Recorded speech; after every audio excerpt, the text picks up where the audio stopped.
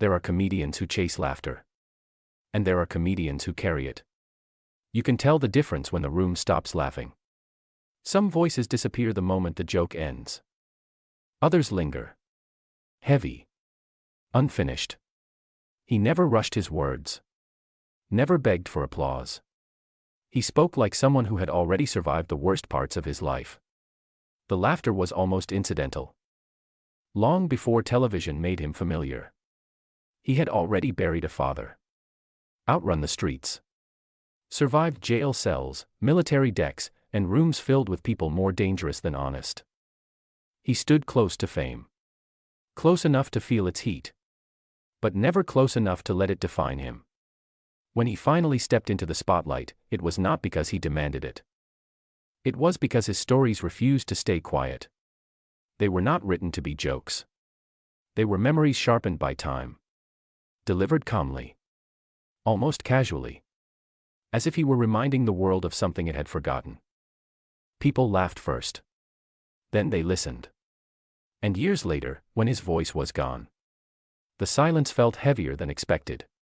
Because some people do not just make you laugh. They make you remember. So before we talk about the punchlines, we have to talk about the life that made them necessary. Before anyone called him a comedian, life had already tested him. Not gently. Not once. He was born in Queens, but Brooklyn raised him. That mattered. Because Brooklyn in those years did not forgive weakness. It rewarded presence. And punished hesitation. His family lived modestly. Work came first. Dreams came later, if they came at all. His father moved through many lives at once. Workingman. Transit officer. A man who loved to perform when the moment allowed it. Laughter existed in the house, but it was never guaranteed. Charlie was the oldest. That role settled into his shoulders early. Protection became instinct. Responsibility became habit. When his parents separated, the ground shifted. But nothing compared to what came next. At 9 years old, he watched his father die in front of his family. A sudden act. A quiet room. A moment that did not come with justice or explanation. Some children retreat inward after trauma. Charlie moved outward. Toward conflict. Toward confrontation. Toward control. In his neighborhood, fighting was language. And Charlie spoke it fluently. Especially when it came to his younger brother. Eddie did not have to learn how to defend himself. Charlie made sure of that. At home, comedy played in the background. Records spun. Voices filled the room. Red Fox. Richard Pryor. Stories told with rhythm and risk. The brothers listened closely. Not studying. Absorbing. Charlie joked too. But his humor cut differently. It tested people. Pushed boundaries. Sometimes crossed them. Eddie did not always laugh. Anger followed. Doors closed. Knives slid under frames. Real danger mixed with brotherhood. School offered no refuge. Suspensions stacked up. Authority challenged him. Teachers became targets. One even paid him to stay away. Not out of kindness. Out of relief. Opportunity arrived quietly. A film crew in the neighborhood. A mother who submitted a name. A small role in a movie few remember today. Charlie entered show business without ceremony. And without discipline. When the family moved to Long Island, Charlie carried Brooklyn with him. He found others like him. Outsiders. Kids displaced by geography but united by attitude. They bonded quickly. Against everyone else. While Eddie began shaping a future on stage, Charlie drifted deeper into something darker. He did not lack intelligence.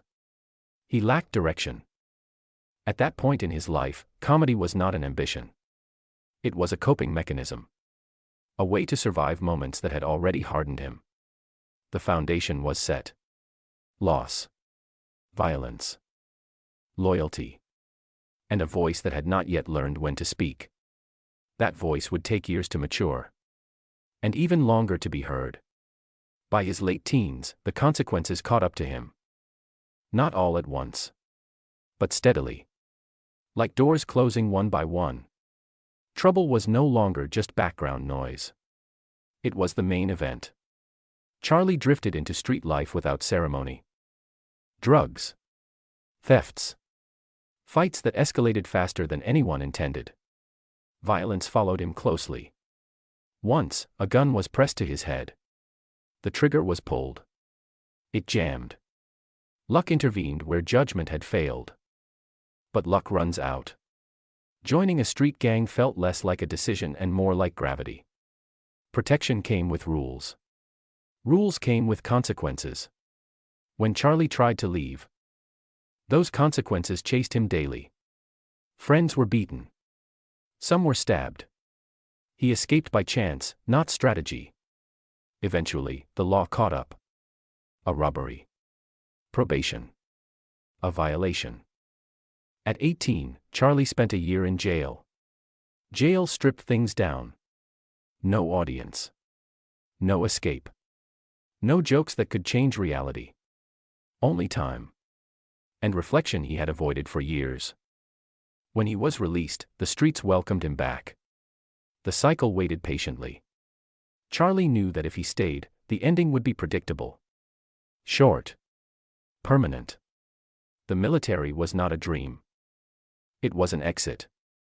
The Navy became his path because it was the only one left open. Even then, honesty would have closed the door. So he lied. He said he had no criminal record. The uniform fit. Even if the truth did not. Discipline replaced chaos. Schedules replaced instinct. But prejudice followed him aboard. Racism was direct. Unfiltered. And often violent. When ships docked, tension spilled into bars and streets. Charlie fought again. Not for territory. For respect. For dignity he felt constantly challenged. The Navy taught him structure, not peace. But structure was enough to keep him alive. While Charlie learned control through force, his younger brother was learning it through craft. Each visit home revealed more success. More confidence. More attention. Charlie watched from a distance. Proud. Protective. But increasingly aware that their paths were diverging. One night, that instinct to protect resurfaced. At a comedy show. He saw disrespect. He reacted. The situation ended the only way he knew how. After that night, Eddie's career accelerated. Television. Movies. National attention. When Eddie asked Charlie to become his head of security, it felt inevitable. It also felt familiar. The older brother protecting the younger one. Just on a larger stage. But timing intervened again. Charlie had committed more years to the Navy. Responsibility pulled him back before opportunity could take hold. Eventually, a deal was made. Charlie left the military after 6 years of service. He stepped into a world defined by excess, power, and constant movement. For the first time, the streets were behind him. But danger had simply changed its shape. Control was no longer about survival. It was about restraint. And restraint was a lesson he was still learning. Leaving the Navy did not bring peace. It brought proximity. Charlie stepped into a world where excess was normalized and restraint was rare. He became his brother's shield. Everywhere Eddie went, Charlie followed. Not as an employee. As family. Fame moved fast. Too fast to process. Private jets replaced public buses. Back rooms replaced sidewalks. Every night felt like an afterparty that never ended. Hollywood welcomed Eddie with open arms. Charlie watched closely. He learned without asking questions. He saw how power shifted rooms. How silence followed money. How people changed once cameras appeared. Studio 54 was not a myth. It was a routine. Music loud enough to blur time. Substances stacked openly. Boundaries erased without apology. Charlie observed it all from the inside. Celebrities came and went. Some stayed grounded. Others unraveled. Charlie noticed who survived and who disappeared. He remembered everything. His role required confrontation. Crowds. Threats. Disrespect. He handled it the same way he always had. Directly. But Eddie did not live that way. He avoided chaos. Avoided substances. Avoided conflict. Charlie absorbed what Eddie refused. Over time, the imbalance grew heavy. Charlie was present everywhere, yet invisible in his own right. Known, but not credited. Respected, but not recognized. He wanted more than proximity. He wanted authorship. Writing became the outlet. Late nights. Quiet rooms. Words replacing fists. His first screenplay sold quickly. Hollywood paid attention. For a moment, it felt like a door had opened. Then it closed. The project stalled. Executives hesitated. Image mattered more than vision. Charlie's ideas were praised privately and dismissed publicly. That pattern repeated. Scripts sold. Stories stalled. Validation without momentum. Acting filled the gaps. Roles in films that reflected real people.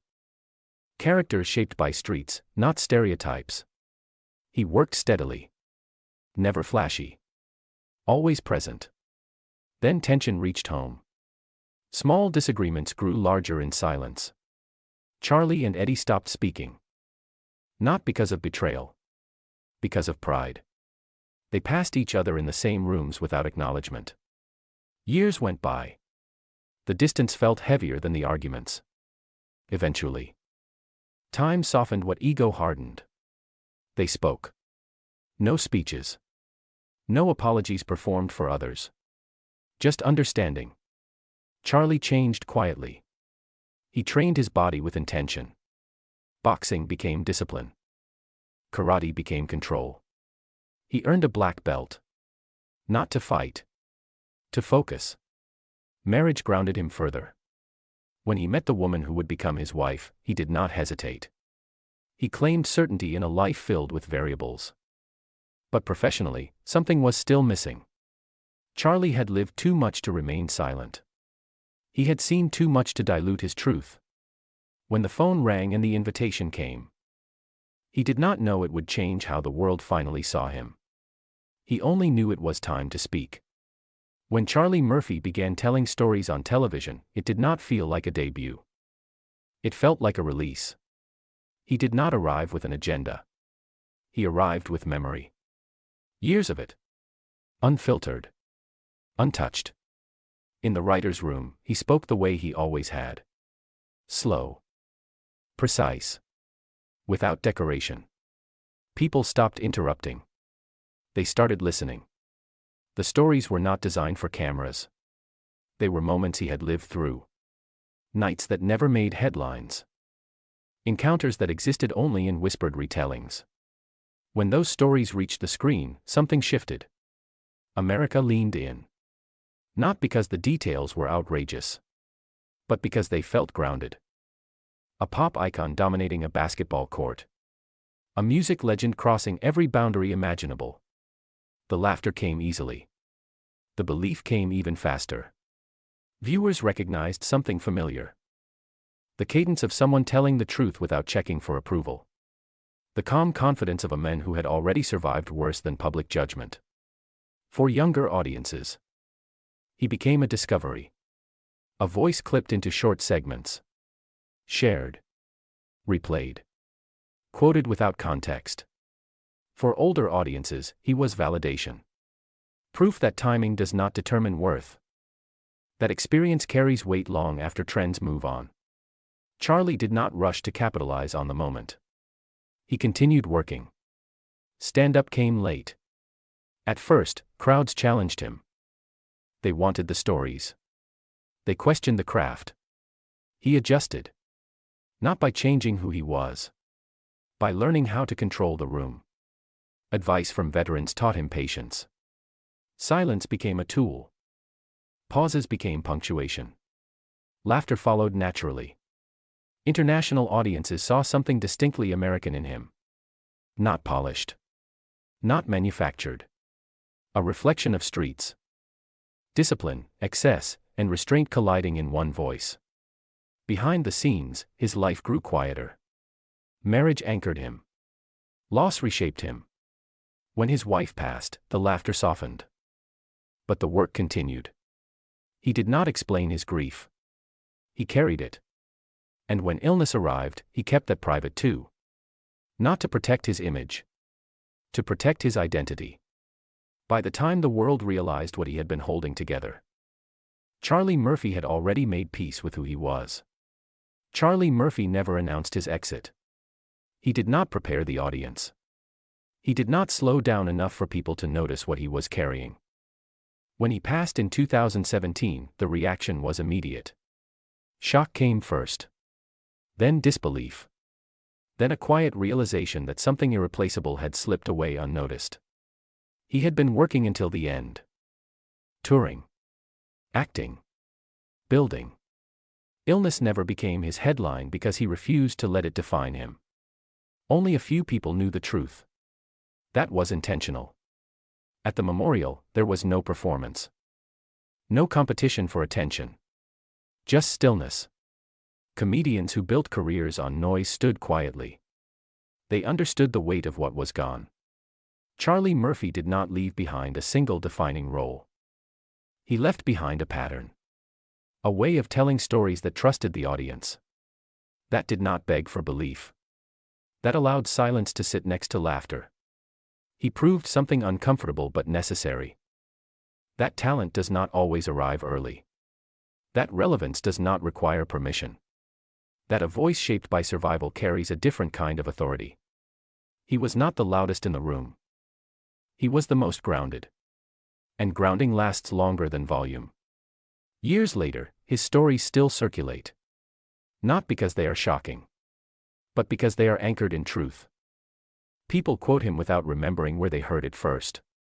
They laugh before realizing they are repeating history. That is how influence works when it is real. Charlie Murphy lived a life that could not be summarized by punchlines.